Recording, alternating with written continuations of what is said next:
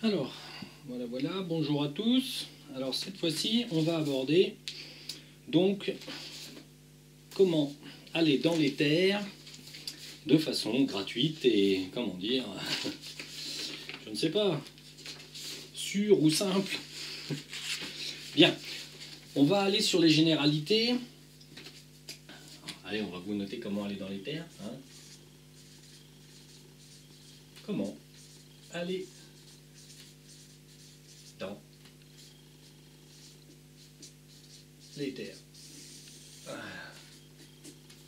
Sujet intéressant, mais qui n'est pas à prendre à la légère. Alors déjà, on va fixer des généralités, des choses qu'il faut savoir avant de commencer, bien comprendre. Alors là, moi je vous conseille, soit vous regardez les vidéos plusieurs fois, soit aussi vous pouvez noter. Parce que bon, j'aurais pu faire un texte avec des PDF et des choses comme ça. Alors, comme je l'ai déjà dit, je suis super pas fort en orthographe, alors ça serait incompréhensible, je préfère vous le dire. Ensuite, vous n'aurez plus qu'à stocker les vidéos, à reprendre, on va dire, des notes, parce qu'il y a des choses qu'il ne faut pas contourner et il y a des choses qu'il ne faut pas faire. Et donc l'ensemble de tout ce qui va être dit, c'est comme un cours, hein, comment faire, mode d'emploi, on va dire. Alors ça va être loin d'être le mode d'emploi pour les nuls, ça va être un mode d'emploi pour les gens qui veulent véritablement sortir et ne pas avoir d'ennui et ne pas être, on va dire, dans les emmerdes parce qu'ils ont fait n'importe quoi ou ne pas comprendre ce qu'ils font réellement. Donc, petit 1 déjà, alors on va pas mettre tous les petits 1, hein, mais vous, en tant qu'individu, vous êtes les fournisseurs d'énergie. C'est-à-dire que, quoi qu'il arrive, c'est les bases, hein, c'est-à-dire qu'on a un petit bonhomme sur Terre, il va nous resservir après, le petit bonhomme. On a un petit bonhomme sur Terre. Donc vous êtes ce petit bonhomme. Vous servez, on va dire, donc de pile. Tac. Vous servez de pile, plus. Ouais. Donc en fait, quoi qu'il arrive, quand on parle de désimplantation ou on parle de voyage dans les terres, quoi qu'il arrive, c'est vous, avec votre petit ovoïde aura, qui servez, on va dire, de moteur. Les terres, là, oui, on va pas y venir là. Donc, c'est vous qui servez de pile. Et donc, en fait, quoi qu'il arrive, même si vous avez des petits implants, tac, des petits implants, des petits implants, des petits implants, des petits trucs, ou des très grosses choses, un implant n'a pas de taille, on va dire, définie. Hein. Ça peut être un petit truc comme ça jusqu'à un truc qui est millimétrique, des petites vis, hein, des choses comme ça. Ça, on va voir ça après. Donc, il faut bien être conscient que c'est vous qui êtes la pile. Donc quoi qu'il arrive, tous ceux qui sont là et qui vous mettent des implants, ils se nourrissent de vous. Bon, ils se nourrissent de l'énergie. Alors bon, vous avez différents types d'énergie bien sûr dans votre corps, selon les chakras, vous avez toutes les énergies, vous avez des énergies plus ou moins sexuelles, des énergies du côté de la chakra du cœur, qui sont des énergies, on va dire, sentimentales et, on va dire, assez pures, puisque la chakra du cœur, c'est par elle qu'arrive, par exemple, l'énergie de la diatma. On va voir ça un tout petit peu plus tard. Et donc, quoi qu'il arrive, vous êtes le fournisseur. Donc ne pas oublier que même si vous avez 500 implants, chose que je précise qui peut arriver, quoi qu'il arrive, vous êtes encore la pile, le fournisseur. Et que tous les gars qui sont là, qui se nourrissent à travers les implants, de toute façon, vous sont inférieurs. Et c'est le principe, vous sont inférieurs énergétiquement parlant. C'est-à-dire que c'est quand même vous le maître à bord. Vous êtes le pilote de l'avion, et tant que vous ne savez pas que vous avez des implants, on va dire, ils peuvent faire ce qu'ils veulent et vous embêter et vous, il faut regarder les choses en face. Moi, j'ai déjà le cas d'individus qui sont littéralement ce qu'on appelle possédés, entre guillemets, c'est-à-dire qu'ils sont, à un moment donné de leur vie, sur 10 minutes, 5 minutes, les reptiliens passent par les implants qui sont surtout au niveau du cerveau et obligent l'individu à faire quelque chose. C'est comme ça qu'il y a des gens qui peuvent vous dire ah bah par exemple, un telle personne ne se souvient pas avoir tué sa petite sœur ou autre chose de ce genre. Pourquoi? Bah, il s'en souvient pas parce que c'est pas techniquement lui qui l'a fait. Bon, c'est le corps qui l'a fait, mais disons que les reptiliens, à un moment donné, donc on va dire les reptiliens parce que c'est Ekmur ou autre, hein.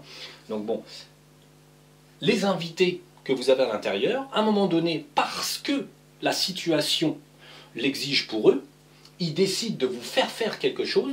Et c'est pour ça que vous pouvez avoir, par exemple, aucune mémoire de ce que vous venez de dire, aucune mémoire de ce que vous venez de faire. Parce qu'en fait, ils prennent le contrôle momentanément, ils vous font faire quelque chose. Ça arrive quand l'entité principale Monsieur Pile ou Madame Pile, en fait, est une entité d'âge jeune ou moyenne, et elle n'a pas toute la force pour s'opposer quand, pendant 5 minutes, il canalise, on va dire, beaucoup d'énergie pour essayer de vous faire faire autre chose. Un exemple tout bête, une fois j'avais sorti quelqu'un dans les terres, on avait fait un petit nettoyage, et cette personne s'est vue prise à partie par un membre de sa famille, et le membre de sa famille n'a pas cessé de lui reprocher. Alors ce qui arrive fréquemment quand on est désimplanté, puisque les autres personnes qui sont implantées, les reptiliens qui sont à l'intérieur d'eux, se disent « Ah mon Dieu, quelqu'un de propre, qu'est-ce que c'est que ce bazar ?» Et du coup, les reptiliens à l'intérieur des autres personnes, en fait, vous agressent, parce qu'ils veulent absolument que vous fassiez baisser vos vibrations. Et du coup, ils prennent le contrôle momentané d'une personne et ils lui font dire pique-pendre, des insultes, des ceci, des cela, pour que vous perdiez votre calme, votre nouveau calme que vous venez de retrouver, et en fait pour que vous sortiez un peu vos gonds et vous entriez dans une conversation par exemple agressive, et que vous baissiez votre taux vibratoire et qu'il puisse vous coller un implant.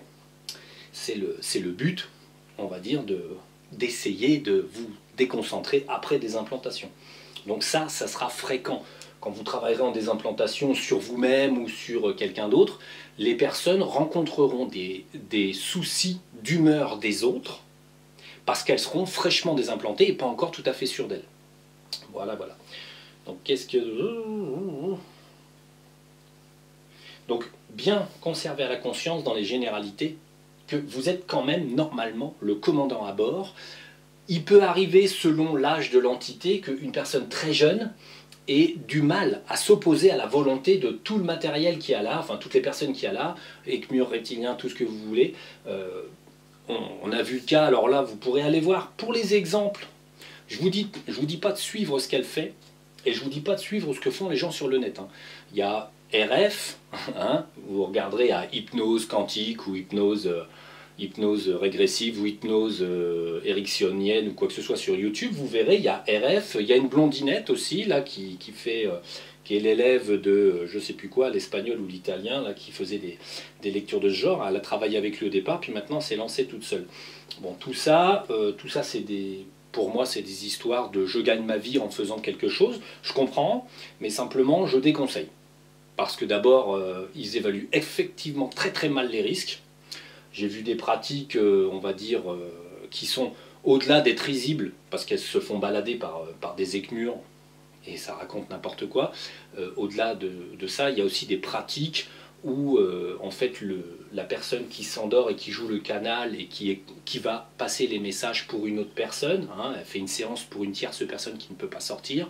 En général, quand on ne peut pas sortir, c'est qu'il y a une raison. J'expliquerai ça après. Donc, quand un canal sort, on ne le connecte jamais en direct sur l'écmure ou autre créature de ce genre. Déjà, quand on sort en tant que canal, on peut se ramasser tout un tas d'implants. Donc, il faut avoir les protections qui vont avec et tout le bordel. Alors, c'est pas le moment de faire venir l'écmure, on va dire, dans son propre éther et de laisser parler l'écmure à travers le corps du canal. Ça, c'est l'écmure, il en profite, il arrive, il dit 3 mots, il pose 3 implants, il repart, il est heureux, il a pigeonné des pigeons. Donc bon, ça c'est vraiment pas connaître les règles. Je suis désolé d'être méchant, mais vous voyez, il y a quand même pas mal de feuilles, c'est juste mes penses bêtes, tout le reste je le fais de tête, parce que moi j'ai fait tout ça, et croyez-moi, on est passé par des moments extrêmement, comment dire, marrants, pénibles, chiants et compliqués. Donc avant de pouvoir connaître tout ce qu'il y a à savoir. Donc, n'oubliez pas, vous êtes la pile. Mais, entre guillemets, c'est vous qui commandez, c'est vous qui avez le chapeau du commandant. Ouais, lunettes, yeux, hop, sourire. Donc, voilà. Donc, ce qui détermine l'effet de se véhiculer dans les terres, on va dire d'un côté, c'est la volonté, la confiance en soi, qui se développera au fur et à mesure. C'est-à-dire qu'au départ, vous tâtonnez, vous avancez doucement, voilà, bon, c'est normal. Vous avez une perception de l'éther qui n'est pas forcément superbe, le temps qu'il reste tout un tas d'implants à droite à gauche que vous n'avez pas encore vu. Donc, bon, il faut se laisser le temps. Sortez pas dans l'éther la première fois en faisant le cador, en démontant tous les implants avec une pelle et un râteau, et pop-up, c'est fini, et puis vous rentrez chez vous, vous avez confiance en vous. C'est pas du tout comme ça que ça marche. Vous verrez vous allez avoir une certaine capacité de vision dans l'éther. Alors, on parle de la vue de l'esprit. Vous ne verrez pas avec vos petits yeux. Vous lisez une fréquence. L'éther, si on a notre petit bonhomme ici, l'éther, il est compris partout. Il est partout. Vous êtes dans des fréquences de l'éther. Alors, si on devait se représenter les fréquences de l'éther, pour comprendre un petit peu mieux, admettons que vous êtes dans une fréquence de l'éther, si on fait un petit quadrillage tridimensionnel, vous voyez, hop, on a un petit quadrillage tridimensionnel. Bon, ça ressemble à des grilles que nos amis nous font. Donc, ce quadrillage, admettez que sur une personne, hop, hop, hop, il y a, vous voyez, un petit quadrillage comme ça. Voilà, voilà. Ça, ce sont les fréquences de l'éther, on va dire, si on voulait les dessiner, hein, parce que bon, après, il reste compliqué d'expliquer quelque chose qui est en multiples dimensions, mais si on voulait les dessiner, vous auriez une grille comme ça, plate, admettons, hein, et cette grille ferait, admettons, 1 millimètre, et se répandrait sur l'ensemble des multi-univers. Et vous, quand vous êtes là, vous branchez votre esprit, hop, sur la petite grille. Conclusion, votre esprit peut se déplacer sur la petite grille, le petit fil qui continue, continue, continue, et dans l'autre direction. Et ensuite, plus vous êtes performant, plus vous connectez toutes les petites grilles ensemble, donc votre vision commence à s'étoffer réellement, et donc vous avez une image en 3D. Pourquoi? Parce que vous investissez chacune des grilles dans chacune des dimensions, première, deuxième, troisième et quatrième, parce que vous êtes dans la dimension de l'esprit, et en fait, ce qui permet que, étant couché dans votre petit lit, ou sur votre canapé, votre esprit se déplace. Parce qu'il crée une connexion, et une fois qu'il est connecté là, et ben, tout le reste, comme l'éther est une forme de matériau conducteur infini, il n'y a plus qu'à se poser la question, qu'est-ce qui s'est passé? Alors là, il faut définir que vous êtes là dans le temps, donc vous êtes dans le présent. Ici, la grille, c'est votre passé. Et la grille ici, c'est votre futur. Alors là, il faut commencer à être indulgent avec la science et les êtres humains. Dire qu'on va pouvoir expliquer la nature même, peut-être qu'un jour j'y bosserai, j'y regarderai vraiment on va dire vraiment le pourquoi du comment, et j'essaierai d'expliquer que le temps n'existe pas, parce que c'est le cas, le temps n'existe pas. Nous, on s'est retrouvés en conversation, moi j'étais là, je parlais à travers une personne, et je me suis retrouvé là, 3024, et ça c'est pas très loin, on peut aller beaucoup plus loin. Sachant que là j'utilisais donc une personne, j'utilisais une personne, et que nous avons simplement dans l'avenir vu une de ces réincarnations. Dans le cas présent, elle s'était réincarnée en arbre, sur une planète particulière, ça c'est pas important, c'est pas la Terre. Donc elle était là, cette même personne était ici, et futurement se réincarne ici. Comme le temps n'existe pas, ça le prouve quand on discute, parce que cet arbre, le petit arbre, en fait, discutait télépathiquement avec des individus, des enfants, et puis quelques adultes, qui étaient là, qui discutaient télépathiquement avec l'arbre. D'ailleurs, les personnes qui étaient là ne pensaient pas qu'un arbre puisse être si vivant. Ils étaient pourtant doués de dons. Mais on était sur une planète spéciale, bon, c'est une expérience assez spéciale, on était sur une planète artificielle, avec des gens qui ont subi une évolution au fur et à mesure du temps, parce qu'ils vivaient à peu près 170 ans sans fatiguer, on va dire. Et donc ici, moi, je parlais à travers la personne, eux m'entendaient, mais ils me parlaient au présent, je leur parlais au présent. Pour eux, ils n'étaient pas dans le futur, pour moi, je n'étais pas dans le passé. Nous étions tous dans le présent. Mais comme par la grille, on circule comme ça, eux ils circulaient dans l'inverse, moi je circulais dans l'avant, mais en fait, comme le temps tridimensionnellement existe parce que on a une planète ronde, on a des heures, des minutes et un corps qui vieillit en fonction d'un éclairage, on va dire par rapport au soleil, par rapport à nos cellules, à des lois en fait terrestres et des lois, on va dire, tridimensionnelles restreintes, le temps existe pour nous. Mais par contre, quand on passe dans l'éther, comme on est au-dessus du terrestre, que le physique n'existe plus, on passe par une onde, une fréquence, et cette fréquence nous amène dans le futur, on parle au présent, sachant qu'on passe par le corps d'une personne, et on va dans sa future incarnation. Bon là, 1000 ans, 1000 et quelques années nous séparaient. Mais, alors après la grande question, c'est bizarre. Si le temps n'existe pas, comment s'est-elle déjà incarnée alors qu'elle est encore présente? C'est, on va dire, c'est le problème du temps, on va dire, quand on passe par l'éther, et du temps quand on passe par le physique. Quand on passe par le physique, il faudra attendre 1000 ans pour voir l'arbre. Quand on passe par l'éther, on n'a pas besoin d'attendre, puisque quelques dimensions au-dessus de la nôtre, le temps n'existe plus. on est allé tout pareil avec cette personne, dans le passé, ici par exemple. Bon là je vous raconte pas loin qu'on on est allé, on a dû, parfois on a, pour la planète des Héliotis, on a dû atteindre les 5 millions d'années, hein. C'est toujours amusant. Donc, et plus près, comme ça on était chez les Incas. Cette personne qui était là était incarnée ici, lors d'un sacrifice, on va dire, rituel des Incas. Ils jetaient des gonzesses dans un gouffre pour faire des offrandes, parce qu'ils allaient faire une bataille, donc ils voulaient gagner. Donc, quoi de plus logique de jeter quelques gonzesses dans un trou. C'est dommage, et en plus elles étaient jeunes. Donc bon, elle s'est fait sacrifier, et puis bon voilà. Donc on discutait avec la jeune, ensuite on a discuté avec le grand prêtre, qui sacrifiait la petite jeune. Enfin, il y en avait plusieurs, hein. C'est sympa. Le peuple inca, j'ai pas trop été voir les Incas parce que bon, voilà. Bon, ça sera toujours des expériences à faire, mais donc là, on était en conversation dans le passé, eux se trouvaient dans leur présent, nous on était dans notre présent. Voilà.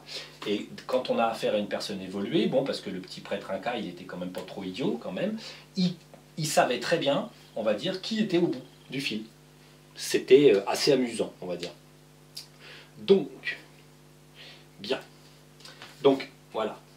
L'idée, c'est que déjà, le temps est complètement factuel. Hein, c'est pas, c'est pour vous, tous les jours, le temps compte. Dans la dimension de l'éther, le temps ne compte pas. Il ne faut pas dire que vous ne pouvez pas aller là. Le plus court, alors, par contre, il y a une erreur à pas faire, à noter parmi les erreurs à pas faire, ne pas faire de projection. C'est-à-dire d'ici, vous observez une situation, alors vous désimplantez quelqu'un, vous verrez ça, RF le faisait pas mal. Alors, quand vous regardez les vidéos de RF, vous regardez les vidéos d'avant, hein, parce que là, elle est partie dans des délires où elle pose plus le pied sur terre. Hein. Donc bon, dans les désimplantations qu'elle faisait avant, elle envoyait les gens en futurisation pour voir si ça tenait. Donc bon, à partir d'ici, elle désimplante des personnes, et ensuite elle regarde, hop, un petit saut de puce, et elle regarde là, demain, après-demain, dans 10 jours, dans un an. Et là, oh, tout va bien, tout tient. Ah oui, c'est normal. Vous partez d'un postulat de cette minute-là. À cette minute-là, vous êtes désimplanté, vous êtes propre. Bien. Donc si je vous projette dans le futur avec cet état d'esprit, bon bah ça va, dans un an vous êtes désimplanté, ça va bien. Par contre, ça ne tient pas compte que le soir même, vous allez dormir et ils vont essayer de revenir vous en remettre. Puisque vous avez posé la question à partir de la minute où ils étaient propres. Vous n'avez pas posé la question à partir, par exemple, de la journée d'après, où possiblement un implant est revenu. Donc, ne futurisez pas, ne faites pas de projection. Connectez-vous d'une vie à l'autre, parce que là, vous obtiendrez une vision bien plus égale, et vous converserez avec des gens qui sont à l'autre bout du fil. Ça peut être même des gens, quand une personne passe comme ça, elle passe à travers sa propre incarnation. Une fois, on est allé en 2800-2900 ici.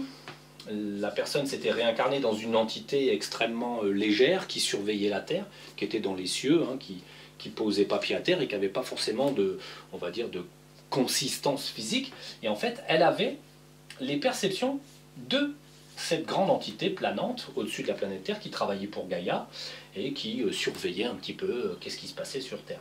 Et en fait, ce qui était assez amusant, c'est que la personne d'aujourd'hui avait le ressentir et les perceptions de cette entité qu'elle va être, tout simplement parce qu'elle s'était connectée sur l'éther, donc elle arrivait à ressentir le degré de légèreté, le degré de paisibilité, puis le degré de connaissance, de fluidité à lire les événements, à la sagesse que ça représente d'être une grande entité comme ça qui fait un boulot pour Gaïa, surveiller les êtres humains s'ils font pas trop de conneries, en 2800 et quelques. Donc bon, ce qui est important à dire, c'est donc que les futurisations, ne futurisez pas sur un postulat de aujourd'hui, tiens, j'ai mal aux pieds, est-ce que demain je vais avoir mal aux pieds aussi? Ce qui est très intéressant, c'est de passer par les incarnations. Si vous allez dans le futur passer par un élément entre guillemets solide, par exemple, c'est-à-dire vous arrivez à un endroit, vous allez à Gizeh, par exemple, là, pouf pouf, prenez un événement, enfin un monument qui risque pas de bouger trop, vous le prenez au présent, vous passez dans l'éther et vous le regardez dans 200 ans, tac. Tac. Du coup, 200 ans après, vous regardez à quoi ressemble la pyramide de Gizeh, et là, vous vous branchez sur une fréquence de quelque chose qui va rester. Vous vous déplacez sur quelque chose qui est fixe, et même si elle est un peu écroulée, on va dire, elle sera restée là. Donc, vous avez un point de repère, un point d'ancrage dans l'éther. Si par contre, vous de tête comme ça, vous dites je me futurise, ah tiens, qu'est-ce qui va se passer dans le futur, sans vous accrocher à une fréquence, à une coordonnée de fréquence, vous arrivez un peu nulle part. Voilà. Enfin, vous arrivez dans un futur qui est plus en fait du domaine de la probabilité. Donc vous n'êtes plus dans un futur qui véritablement est possible, véritablement très possible. Vous arrivez dans des futurs qui sont, alors là, avec des multiples routes, il se passe n'importe quoi. On va dire, là, vous pouvez tout imaginer. C'est une version, deux versions, trois versions, 10 versions, 1000 versions si vous voulez.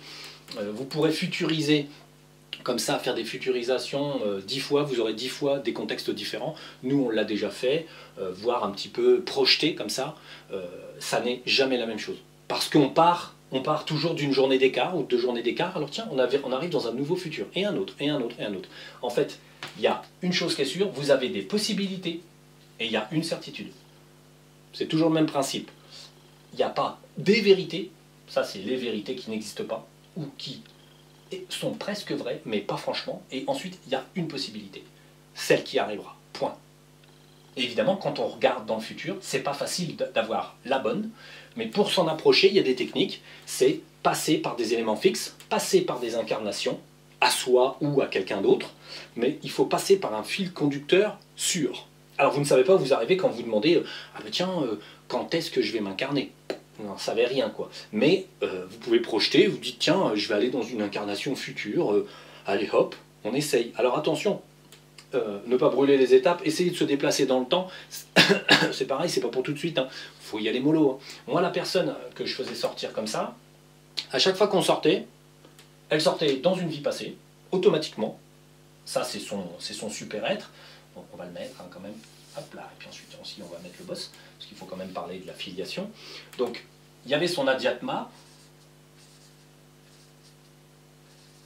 Il doit y avoir un H quelque part, mais ça n'a pas d'importance, c'est du sanskrit. Donc, il y avait son Adhyatma, donc ce qu'on appelle le super-être. Moi, j'appelle ça Adhyatma parce que c'est le nom sanskrit. Donc ça, c'est le petit créateur de chaque être humain. Donc, ici, vous avez le subconscient, votre mémoire, le stock. Donc, qui stocke en fait tout ce que vous avez fait, mais par l'éther, vous ne passez pas par votre mémoire, vous passez par l'éther lui-même, même si c'est votre éther, donc c'est vos ficelles à vous. Donc, quand la personne sortait, son Adhyatma, en fait, faisait en sorte qu'elle sortait toujours dans une vie passée. Et à un moment donné, comme elle avait vu des vies passées et encore et encore et encore, bon, ben, elle a dit, tiens, hop, un jour, on a eu un grand arbre qui est arrivé dans sa vision. Alors, on se méfie parce que parfois, les grands arbres sont un petit peu mauvais, puisque c'est des écmures déguisés on va dire, en forme végétale. Là, bon, hop, on a vu un grand arbre, on s'est dit, oulala, hop, on a commencé à sortir les dragons, prêt à taper dessus. Et en fait, non, pas du tout. C'était un arbre, vraiment, de la nature, un esprit de la nature arbre, qui était venu à la rencontre de la personne pour lui dire, tu vois, prochainement, tu t'incarneras là. Il lui a montré le lieu où elle irait dans un arbre, elle s'incarnerait dans un arbre parce que cette personne avait du mal à supporter l'incarnation humaine qui ne lui était pas rentable. Donc, elle a vu un petit arbre et du coup, par la suite, on a vu un autre arbre et en fait, l'Adhyatma emmenait cette personne toujours dans une incarnation suivante, différente. Chaque fois qu'elle sortait, c'était pour un peu lui montrer le panel des possibilités. Votre Adhyatma ne le fera pas forcément. Donc vous pouvez le faire, mais dans ces cas-là, il faut toujours, c'est toujours une question d'ouverture d'esprit, soit dire, bon bah hop, on s'en va dans une incarnation précédente, ou allez, on essaye dans une incarnation future, et si ça ne marche pas, de toute façon, passez par des lieux, des monuments, des montagnes, vous pouvez toujours vous bloquer au pied d'un bel arbre qui va vivre longtemps, et puis hop, aller dans le futur de cet arbre. Voir un peu ce qui se passe autour de lui, des choses comme ça, quoi. Il faut trouver des éléments fixes. Bon, pour les milliers d'années, il faudra essayer de passer par votre Adhyatma. C'est plus simple. Alors, on va parler un petit peu, en généralité, donc, du phénomène des implants et pourquoi il y en a plus ou il y en a moins dans les gens. Alors là, c'est tout simplement la taille de l'entité.